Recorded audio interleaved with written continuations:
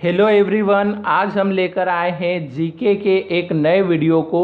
इसमें हम सामान्य ज्ञान के 20 बहुत ही महत्वपूर्ण प्रश्नों को देखेंगे।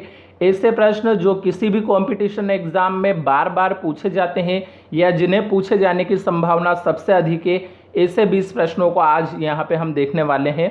तो वीडियो स्टार्ट करने से पहले यदि आपने अभी तक हमारे चैनल को सब्सक्राइब नहीं किया है तो सब्सक्राइब कर लें और बेल आइकन को प्रेस कर दें ताकि आने वाले हर वीडियो का नोटिफिकेशन आपको प्राप्त हो सके। और वीडियो को अधिक से अधिक लाइक एवं शेयर जरूर करें। और अगर आपने अभी तक हमारे पिछले वीडियो नहीं देखे हैं तो डिस्क्रिप्शन में जीके के वीडियो की प्लेलिस्ट की लिंक दी गई है, वहां से आप वो सारे वीडियो देख सकते हैं। और साथ ही में हमने रीजनिंग की भी एक सीरीज शुरू कर रखी है, तो अगर आपने हमारे रीजनिंग के वीडियो नहीं देखे हैं तो डिस्क्रिप्शन में उसकी भी लिंक है, वहां से आप वो वीडियो भी देख सकते हैं। तो शुरू करते हैं ये आज का वीडियो। इसमें सबसे पहला प्रश्न हमारा है, हीरक वलय एक दृश्य है जिसे देखा जा सकता है। तो 4 ऑप्शन दे रखे हैं, पूर्ण सूर्य ग्रहण के आरंभ में, पूर्ण सूर्य ग्रहण के अंत में, केवल पूर्णता पथ चिन्ह के परिधीय क्षेत्रों पर या केवल पूर्णता पथ चिन्ह के केंद्रीय क्षेत्रों पर। तो इसका जो सही आंसर है वो है ऑप्शन नंबर सी, यानी कि केवल पूर्णता पथ चिन्ह के परिधीय क्षेत्रों पर। अगला प्रश्न है अब हमारा यहाँ पे, अगला प्रश्न दे रखा है यहाँ पे हमारे पास, निम्नलिखित में से चंद्रमा तथा सूर्य दोनों द्वारा पृथ्वी को एक ही दिशा में आकर्षित करने के परिणाम स्वरूप कौन सा एक ज्वार उत्पन्न होता है। तो 4 ऑप्शन है, बृहद, दूसरा है लघु ज्वार भाटा, तीसरा है उच्च ज्वार और चौथा है निम्न ज्वार भाटा। तो इसका सही आंसर है ऑप्शन नंबर ए, यानी कि बृहद। तो यहाँ पे इसका ऑप्शन नंबर ए यानी कि बृहद सही आंसर है। अगला प्रश्न है अब हमारे पास, महासागरों में ज्वार भाटा की उत्पत्ति के क्या कारण हैं। तो पहला ऑप्शन है, सूर्य के प्रभाव से, पृथ्वी की घूर्णन गति से, सूर्य और चंद्रमा के संयुक्त प्रभाव से या गुरुत्वाकर्षण अभिकेंद्रीय बल तथा अपकेंद्रीय बल से। तो इसका सही आंसर है ऑप्शन नंबर सी, यानी कि सूर्य और चंद्रमा के संयुक्त प्रभाव से। तो ऑप्शन नंबर सी यानी कि सूर्य और चंद्रमा के संयुक्त प्रभाव से इसका राइट आंसर है। अगला प्रश्न है, सूर्य ग्रहण कब होता है। तो पहला ऑप्शन है, चतुर्थांश चंद्रमा के दिन, प्रतिपदा, तीसरा है किसी भी दिन या चौथा पूर्णिमा को। तो इसका जो सही आंसर है वो है ऑप्शन नंबर बी, यानी कि प्रतिपदा। अगला जो प्रश्न है वो हमारा है, निम्नलिखित में से कौन सा एक कथन सही नहीं है। तो यहाँ 4 कथन दिए हैं, कौन सा एक सही नहीं है वो हमें बताना है। पहला दिया है, सभी याम्योत्तर वास्तविक उत्तर दक्षिण दिशा में चलते हैं। दूसरा है, याम्योत्तर भूमध्य रेखा पर सबसे अधिक दूर होते हैं और ध्रुवों पर सर्वनिष्ठ बिंदुओं पर अभिसरित होते हैं। और तीसरा है, सभी याम्योत्तर सदैव एक दूसरे के समांतर होते हैं। और चौथा है, ग्लोब पर अनिश्चित संख्या में याम्योत्तर खींचे जा सकते हैं। तो इसका जो सही आंसर है वो है ऑप्शन नंबर सी, यानी कि सभी याम्योत्तर सदैव एक दूसरे के समांतर होते हैं। तो ये जो ऑप्शन नंबर सी में जो कथन दिया है ये कथन सही नहीं है, यानी कि हमारा राइट आंसर यही हुआ। अगला जो प्रश्न है वो है, कौन सी परिस्थिति में चंद्र ग्रहण होता है। तो 4 ऑप्शन है, अर्धचंद्र, नवचंद्र, पूर्ण चंद्र या इनमें से कोई नहीं। तो इसका सही आंसर है ऑप्शन नंबर सी, यानी कि पूर्ण चंद्र। अगला प्रश्न है अब हमारे पास, यदि एक ही याम्योत्तर पर 500 किलोमीटर पृथक 4 स्थान हैं और एक स्थान का स्थानीय समय दोपहर 12 है, तो अन्य 3 स्थानों पर क्या समय होगा। तो दोपहर 12, अपराह्न 1, अपराह्न 2 या भिन्न भिन्न स्थानों पर भिन्न भिन्न समय। तो इसका सही आंसर ऑप्शन नंबर ए है, यानी कि दोपहर 12। अगला प्रश्न है अब हमारे पास, मध्य रात्रि का सूर्य दिखाई देता है उत्तरी ध्रुव पर, दक्षिणी ध्रुव पर, दोनों ध्रुवों पर या कर्क रेखा पर। तो इसका जो सही आंसर है वो ऑप्शन नंबर सी है, यानी कि दोनों ध्रुवों पर। तो उत्तरी ध्रुव पर भी और दक्षिणी ध्रुव पर भी। अगला प्रश्न, ज्वार भाटा सामान्यतः 24 घंटे में कितनी बार आता है? तो 4 बार, 2 बार, 1 बार या 1 बार भी नहीं। तो इसका जो सही आंसर है वो है ऑप्शन नंबर सी, यानी कि 1 बार।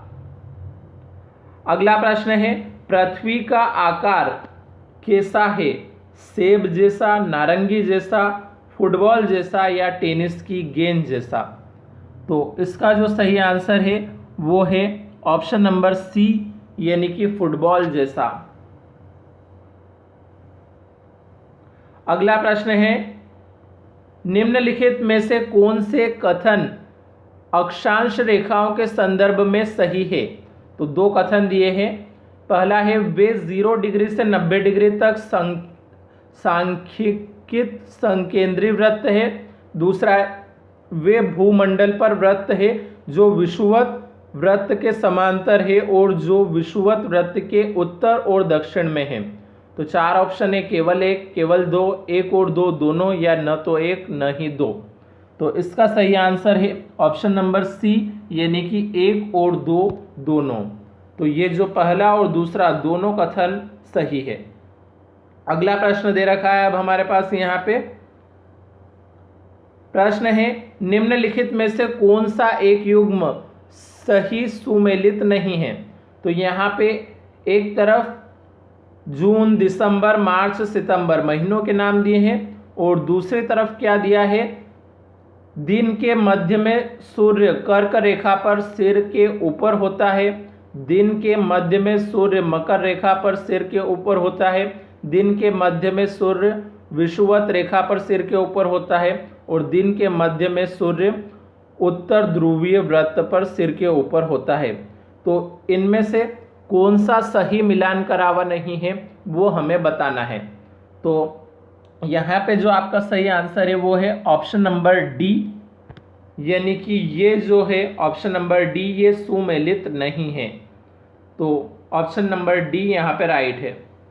अगला प्रश्न है अब हमारे पास, निम्नलिखित में से किस एक को फूको प्रयोग प्रमाणित करता है? तो पहला है पृथ्वी का परिक्रमण, पृथ्वी का घूर्णन, चंद्रमा का घूर्णन या चंद्रमा का परिक्रमण। तो इसका जो सही आंसर है वो है ऑप्शन नंबर बी, यानी कि पृथ्वी का घूर्णन। तो ऑप्शन नंबर बी यहाँ पे सही था। अब अगला प्रश्न देखते हैं हम। अगला प्रश्न हमारे पास यहाँ दिया है, याम्योत्तर रेखा क्या निर्धारित करती है? तो वर्षा, किसी देश की स्थिति, किसी देश का समय या किसी देश की ऊंचाई। तो इसका सही आंसर है option number C, option number C, यानी कि किसी देश का समय। अगला जो प्रश्न है वो है, ग्लोब पर कुल अक्षांश रेखाओं की संख्या है? तो 181, 180, 90 या 360। तो इसका जो सही आंसर है वो है ऑप्शन नंबर ए, यानी कि 181। अगला प्रश्न है, हमारी पृथ्वी कितने देशांतरों में बटी हुई है? तो 180, 90, 360 या 400। तो इसका सही आंसर है ऑप्शन नंबर सी, यानी कि 360।